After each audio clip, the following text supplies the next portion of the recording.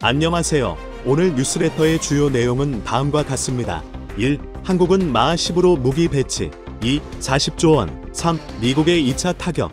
최근 폴란드의 전차와 자주포, 전투기 등을 수십조 원어치 수출한 한국이 국제 무기 거래 질서를 지킬 대표 국가로 선출됐습니다.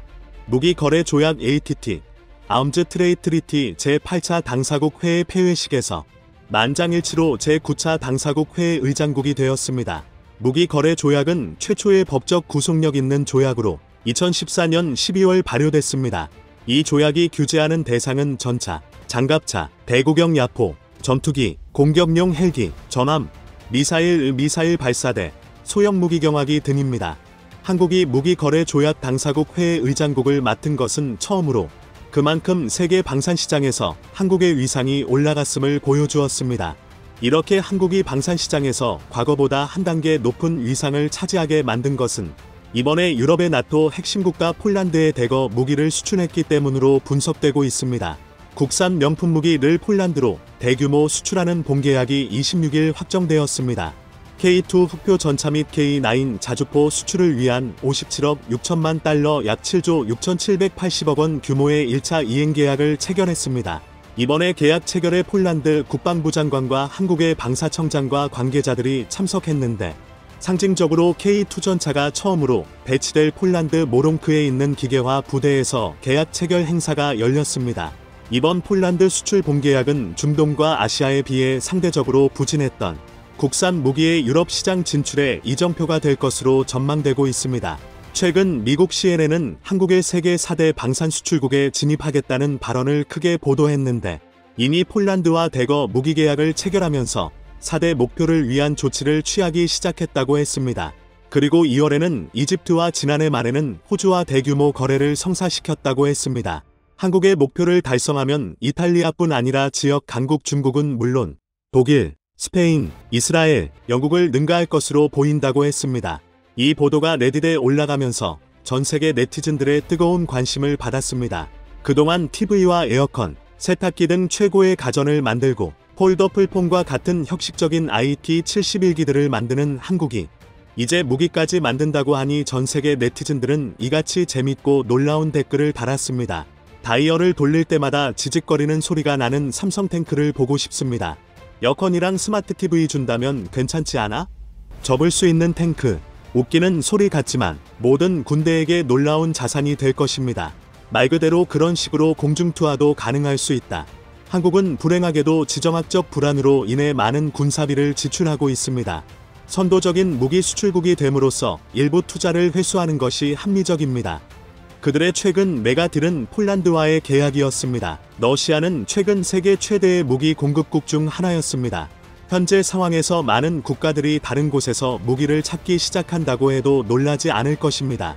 필리핀은 방금 그들과의 거래를 폐기했습니다. 유럽, 호주, 동남아시아, NATO 표준을 따르기를 원하지만 비용을 절약하기를 원하는 국가들. 한국 장비는 매우 경쟁력 있는 성능을 가지고 있고 독일이나 미국 장비보다 저렴하다. 미국에서 구매하는 무기는 모든 유지 비용이 들고 미국은 미국 계약업체와 계약해 무기를 유지하지 않으면 더 이상 구매하지 못하게 합니다. F-35를 사는 순간 많은 돈이 해외로 나갑니다. 만약 한국이 F-35가 정확히 품질이 좋고 유지비가 저렴하고 약탈적인 계약만 덜하더라도 비행기와 탱크를 제공한다면 이국에 갈 여유가 없거나 미국에 대한 의존도를 낮추려는 국가들에게 정말 바람직하게 될 것입니다. 그동안 삼성, LG 등 가전이나 스마트폰으로 이름을 알린 제조기술 강국 한국이 무기를 만든다면 얼마나 대단할지를 예측하면서 재밌는 상상까지 동원했습니다. 또한 지난 8월 16일 우리 해군이 도산 안창호함을 실전 배치하자 전 세계 네티즌들의 뜨거운 반응을 받았습니다. 유명한 해외 해군 전문 잡지 네이버 뉴스에서 이 소식을 보도하자 전 세계가 주목한 것입니다. 도산 안창호함은 3,000톤급 국산 잠수함으로 수직 발사대 6기의 현무 2기반 SLBM을 싣고 임무를 수행할 수 있습니다. 네이버 뉴스는 한국 최초의 SLBM을 장착한 잠수함이 배치되었다며 이것은 북한과 차별화되며 북한보다 최소 5년 이상 앞선다고 했습니다. 특히 한국의 연구원의 발언을 소개하며 분쟁 시 SLBM 탑재 잠수함 배치 능력은 적에 대한 경고이자 억제력을 제공한다며 탄도미사일 잠수함이 가까운 해역에서 운용될 것이라는 사실은 여전히 매우 상징적이라고 했습니다. 이것은 북한뿐만 아니라 중국, 일본 등 주변 국가들에게도 위협적이라는 것입니다. 해외 네티즌들은 이 보도에 이런 댓글을 달았습니다. 한국의 전략은 기본적으로 우리는 당신을 이길 수 없지만 나를 건드리면 우리와 함께 무너진다입니다. 그들은 또한 300개의 장거리 미사일을 탑재한 무기고 함의 개발을 검토하고 있습니다. 한국의 SLBM은 핵탄두를 탑재하지 않은 것으로 알려져 있습니다. 그들은 실제로 위키피디아에 따르면 비핵 잠수함 기반 탄도 무기를 생산하는 최초의 국가입니다. 따라서 전략적 의미는 크게 변경되지 않을 수 있습니다. 비핵 SLBM을 생산할 군사적 또는 경제적 이유는 없습니다. 탄도 미사일 잠수함과 미사일 자체를 생산하고 운영하는 데 드는 막대한 비용은 핵무기 생산 비용보다 더 큰 반면 그들의 군사력은 훨씬 낮고 훨씬 저렴한 지상이나 육상 대함보다 약간 더 나을 뿐입니다. SLMB의 존재에 대한 거의 경제적으로 정당화된 유일한 이유는 항공모함이 물속에 숨겨져 2차 핵 공격 기회를 보장할 수 있다는 사실입니다. 나는 단지 이스라엘과 같은 전략적 모호성 접근이라고 생각합니다. 한국은 이미 핵무기를 보유하고 있거나 제조가 잘 진행 중이고 먼저 핵을 생산함으로써 그들이 만드는 어떤 핵이라도 즉시 무기화하고 적들의 첫 번째 공격 창을 줄이며 이 형식 없이 억제 목적으로 핵무기를 보유하고 있음을 비공식적으로 인정하는 수준에 근접한다. 동맹국들은 그 취지를 인정한 대단죄와 제재를 피하기 위해 한국에는 핵이 없고 한국 정부의 입장을 믿습니다. 그러나 그들은 기록적인 시간에 소형 탄두를 제작할 수 있는 강화된 재료와 제조 기반을 가지고 있습니다. 이것도 일본과 비슷합니다. 현무44 미사일은 고도 500에서 1000km에서 목표물에 가까워지면 마하 10에 달하는 2톤 탄두를 탑재할 수 있다는 점을 언급해야 한다. 이러한 미사일의 폭발력은 TNT의 약 1KT로 전술핵 무기와 맞먹는다. 목표를 달성했다고 가정하면 이 잠수함 미사일 하나로 이론적으로 평양이나 베이징과 같은 대도시를 무너뜨릴 수 있습니다. 최소한 외부인의 관점에서 보면 한국의 산업단지를 과도하게 과소평가한 것 같습니다. 제 말은 정말 좋은 군사 개발 프로그램을 가진 강소국을 나열한다면 한국이 이스라엘과 함께 최상위 계층이 될 것입니다. 그리고 전쟁 전에는 종종 간과되었지만 우크라이나, 핀란드, 스웨덴, 한국이 인력을 잘 배치하고 동기를 부여하는 한거의 모래주머니가 될 것 같습니다. 잠수함에서 마하 10으로 목표물에 1KT 이상의 탄두를 장착하는 것은 북한 지도부의 심각한 억지력이 됩니다. 핵무기는 벙커에 대해 덜 유용하고 더 많은 정치적 파급력을 갖기 때문에 핵무기보다 더 강력합니다. 이같이 전 세계 네티즌들은 한국의 SLBM을 단 잠수함을 두고서 여러가지 의견을 나타냈는데 이를 전력화한 한국의 해상전력이 만만치 않다는 사실에는 전적으로 공감했습니다. 이번에 한국에게 대거 무기를 주문한 폴란드는 추가 주문을 할 것이라고 선포했습니다. 폴란드는 K2 표전차, K9 자주포, FA-50 외에도 다른 한국 무기에도 관심을 가지고 있다고 했습니다. 그것은 바로 레드백 장갑차와 다연장 로켓 MLRS 천무, K808 차륜형 장갑차, 1002 요격 미사일입니다. 이 중에서 가장 먼저 보도된 것이 다연장 로켓 천무입니다. 폴란드 국방장관은 최근 인터뷰에서 우리는 K239 천무 차륜형 다연장 로켓 발사기의 잠재적 인수 및 공동 개발에 관해 한국 파트너와 논의하고 있다고 했습니다. 천무는 한국이 독자 기술로 개발한 다연장 로켓 발사 시스템 MLRS입니다. 하늘을 빈틈없이 뒤덮어 버린다는 의미인데 하마 방산부문 및 하나 디펜스를 중심으로 2013년 개발됐습니다. 탑재 가능한 포탄 최대 사거리는 80km로 알려져 있습니다. 원래 폴란드는 미국의 하이마스 발사대 500대를 도입하려 했는데 미국이 아직까지 말이 없자 한국산 다연장 로켓을 도입하려 한다고 보고 있습니다. 이 천무에는 단거리 탄도미사일 전술지대 지유도 무기 KTSSM도 적용할 계획인데 KTSSM을 천무에서 발사하면 최대 사거리는 230km에 달합니다. 이는 서울 평양 거리 약 195km를 훌쩍 뛰어넘는 놀라운 사정거리입니다. 폴란드는 이번 우크라이나 전쟁에서 우크라이나군이 미국의 하이마스 다연장 로켓을 효과적으로 사용하며 게임체인저가 되었다고 하는데 이제 이 다연장 로켓을 한국에게서 도입하려 하고 있습니다. 한국은 그동안 가전, 반도체, 조선 등에서 세계 최고의 기술을 보여주었습니다. 이제 제조강국 한국은 무기에서도 최고의 기술력을 보여줄 것으로 기대되고 있습니다. 한국에게 협력하겠다던 미국이 또다시 뒤통수를 쳐 그 배경이 주목을 받고 있습니다. 미국 웨스팅하우스와 바이든 정부는 놀라운 이중성을 드러냈고 이는 외신에서도 큰 이슈가 되고 있는 상태입니다. 과거 미국은 원전 관련 기밀 자료를 중국에게 다 퍼준 적이 있는데 결국 걷잡을 수 없는 상황이 되자 한국만 붙잡고 돈을 뜯어가고 있다는 분석이 나오기도 했습니다. 인플레법으로 한국에게 뒤통수를 쳤던 미국, 또 무슨 일이 발생한 것인지 자세히 알아보겠습니다. 최근 폴란드 원전 수주를 앞두고 미국 업체는 한국에게 특허 소송을 제기했습니다. 웨스팅하우스는 한국형 원전 APR-1400의 자사 기술이 쓰였다며 폴란드를 포함해 다른 국가에 해당 원전을 수출하려면 자사와 미국 에너지부 DOE의 허가가 필요하다고 주장하기도 했습니다. 체코 사우디로의 원전 수출도 마찬가지로 금지 요청을 한 상태입니다. 폴란드는 6에서 9기가와트 규모의 가압경수로 6기를 건설할 예정으로 이에 대한 기본 설계 FED는 작년 6월 웨스팅하우스가 수주해 최종 수주 또한 미국이 따낼 가능성이 높다는 분석이 나왔었던 상황입니다. 하지만 폴란드는 위 사업과는 별도로 10조 원 규모의 원전 2기 건설을 추가로 추진했습니다. 이주 내로 한국과 수주 의향서를 체결하려 한다는 현지 보도가 나왔으며 이에 다급해진 미국이 특허 소송으로 한국의 발목을 잡았다는 분석입니다. 문제는 미국 법원이 웨스팅하우스 손을 들어주는 경우입니다. 이는 8조 원 규모의 체코 사업과 40조 원 규모의 폴란드 원전 수주에 영향을 줄 수 있습니다. 이와 관련해 올 6월 웨스팅하우스 사장단이 극비리에 한국을 찾은 바 있습니다. 한수원 등과 비공개 회담을 진행했는데 여기에서도 한국이 원전을 수출하려면 자신들에게 허가를 받아야 한다며 상당한 압박을 가한 것으로 알려지고 있습니다. 자신들이 주가 돼 현재 나온 발주 물량을 다 가져가고 한국 측에는 남아프리카 공화국이나 필리핀 등 사업이 가시화되지 않은 곳에서 새롭게 개척하라고 해 한수원 측이 불만을 제기했던 것으로 나타났습니다. 한국은 3대 핵심 원천 기술에 대해 100% 기술 자립에 성공했고 미국의 수출 통제 없이도 독자적으로 수출을 할 수 있다고 주장했지만 소용이 없었습니다. 미국 정부 또한 한국의 자체 기술을 인정하지 않는 태도를 보이고 있습니다. 웨스팅하우스가 지식재산권 문제를 물밑에서 문제 삼아온 것은 사실이지만 실제 특허 분쟁으로 끌어가려는 움직임은 이번이 처음입니다.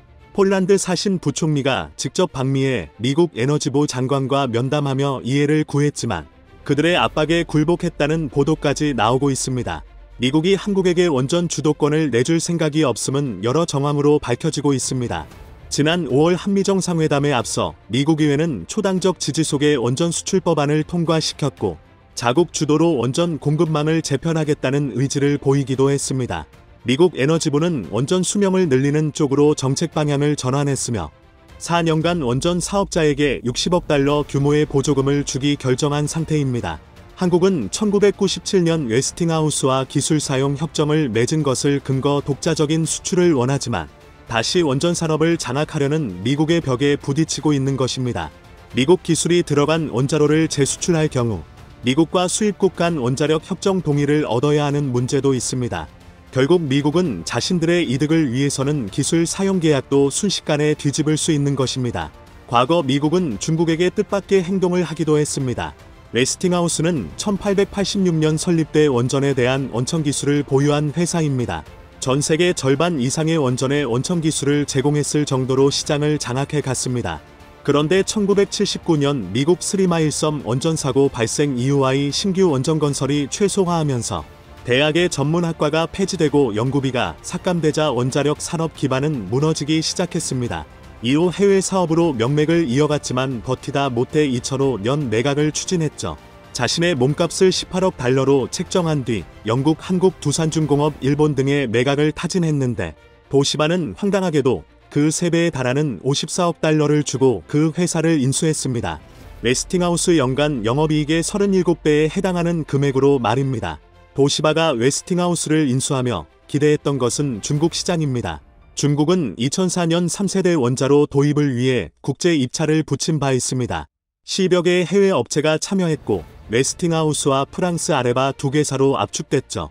2006년 12월 웨스팅하우스 수주로 결론 났을 때 중국 언론들은 기술 이전 마지노선이 없던 것을 수주 성공의 원인으로 전하기도 했습니다. 실제 미국 에너지부 장관이 베이징으로 날아갔고 기술 이전 양해각서를 교환하면서 향후 20년간 중국에 더 많은 원전 건설 기술을 이전하게 될 것이라 밝혔을 정도입니다.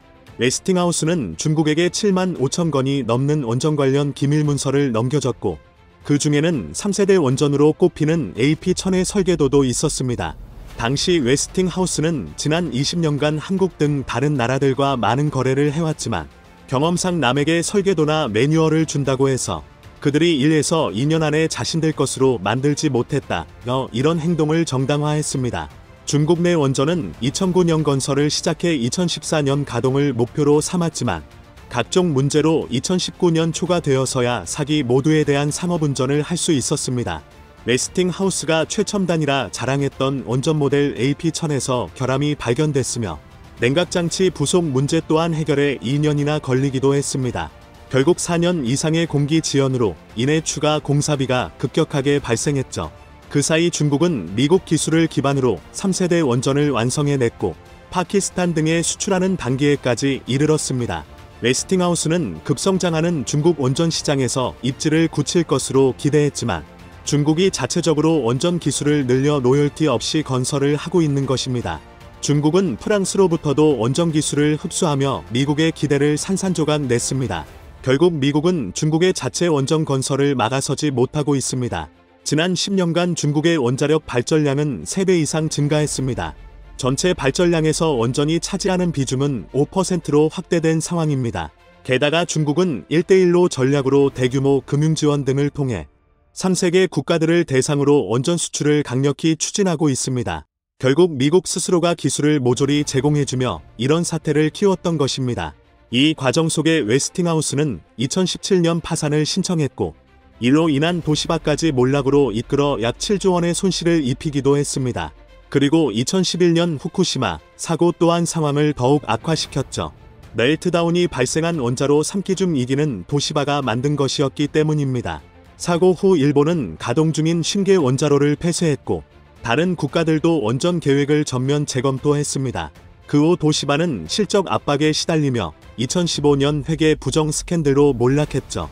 웨스팅하우스는 2018년 초 캐나다 사모펀드 브룩필드에 다시 팔렸지만 신규 원전 건설 능력은 거의 다 상실돼 한국과의 협력은 필수적인 상황이 됐습니다.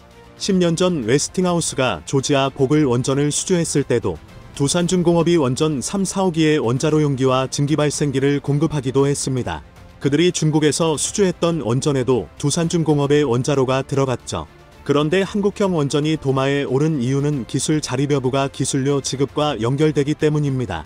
UAE 원전 건설 때도 막대한 기술료가 지불된 것으로 알려져 있습니다. 여기에는 한국형 원전 APR1400이 적용됐는데 상대 핵심 기술에 대해 웨스팅하우스는 8억 달러 가량의 로열티를 받아갔습니다. 그리고 종합 설계와 기술 자문을 맡은 미국 벡텔사는 약 3조 원 정도를 뜯어갔죠. 원전 증기 터빈은 웨스팅하우스의 모회사였던 일본 도시바에게 하청을 주기로 합의를 하기도 했습니다. 이번 폴란드 원전에서도 미국 측은 도시바와 원전 협력양해 각서를 맺었고 한국에게는 자체 수출을 하지 말라며 갑질을 하고 있습니다. 하지만 3세대 원전을 아무 문제 없이 성공적으로 준공한 나라는 한국이 유일합니다. 3세대 원전은 1990년대 이후 개발된 개량형 원자로를 말합니다. 한국의 APR1400과 미국 웨스팅하우스 AP1000, 프랑스 아레바의 EPR 등이 있습니다. 한국형 원전의 건설 단가는 미국이나 프랑스 업체보다 40% 이상 저렴하고 표준 공기 또한 56개월로 해외 경쟁 모델 대비 14개월 이상 짧다는 장점이 있습니다. 게다가 정상적으로 공기를 지키는 곳도 한국뿐입니다. UAE에서 진행된 원전도 페널티 없이 준공을 마친 바 있습니다. 언어가 다른 200여 개 외국 하청업체를 체계적으로 운용했고 2018년 1호기 완공 후 4년 동안 1억 시간 무사고 대기록을 달성하기도 했습니다. 이런 배경에 한국이 만든 3세대 원전을 찾는 나라가 상당한 상황입니다. 한국형 원전은 고리 1호기의 설비 용량에 비해 2배가 넘는 1400메가와트로 커졌고 설계 수명은 기존 40년에서 60년으로 길어졌으며 모든 제어 장치가 디지털화돼 쉽게 감시할 수 있습니다. 총 4중의 안전관리 장치를 갖춰 위험에도 우수하다는 평을 듣고 있습니다. 규모 7.0의 지진에도 견딜 수 있게 내진 설계가 돼 있기도 하죠. 반면 프랑스는 3세대 원전 EPR을 핀란드에 적용하려 했으나 각종 문제에 노출돼 10년 가까이 준공이 지연되고 있는 상태입니다. 이 때문에 공사비가 2배 이상 늘어 국제소송을 당하기도 했습니다. 3세대 원전을 완벽하게 만들 수 있는 나라는 한국뿐이라는 것입니다. 미국은 이미 APR 1400에 대해 2019년 설계 인증을 해준 바 있습니다. 15년간 미국 내에서 건설 및 운영을 할 수 있는 인증을 해준 것입니다. 외국 기업으로서는 최초였고 프랑스 아레바, 일본 미쓰비시는 통과되지 못했던 사항이죠. 그만큼 미국 스스로도 한국 기술을 인정하고 있는 것입니다. 유럽 또한 2017년 한국에 인증을 내준 바 있습니다. 하지만 미국은 반도체, 배터리, 원전 등 한국의 주력 산업을 모두 자신들이 주도하려 하고 있습니다. 한국 업체에게는 하청 정도의 수준을 원하면서 말입니다. 이에 빼앗기지 않으려면 미국을 능가하는 압도적인 기술을 확보해야 할 것입니다.